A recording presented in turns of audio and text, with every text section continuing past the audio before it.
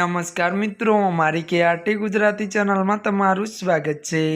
મિત્રો, અત્યારે હાલની સૌથી મોટી અને દુઃખદ ખબર સામે આવી રહી છે।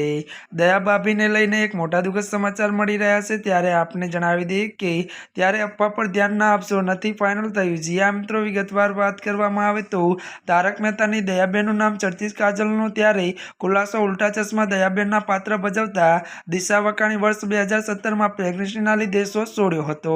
જો કે વધુ જણાવી દઈએ કે ત્યારબાદ એવા સમાચાર આવ્યા હતા કે દયાબેન પાત્રમાં ત્યારે મિત્રો વધુ આપને જણાવી દઈએ કે ત્યારે નિર્માતા હર્ષિત મોદીએ નવી દયાબેનની તલાશમાં છે અને એક અપડેટ એવી પણ આવી હતી કે દયાબેન ફાઇનલ થઈ ગયા છે।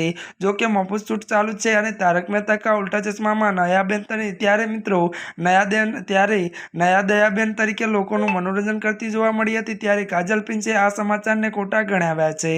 ત્યારે મિત્રો આજના માટે આટલું જ। અમારી ચેનલમાં નવા હોય તો અમારી ચેનલને મિત્રો તમે લાઈક, શેર અને સબસ્ક્રાઈબ કરી દેજો। ધન્યવાદ।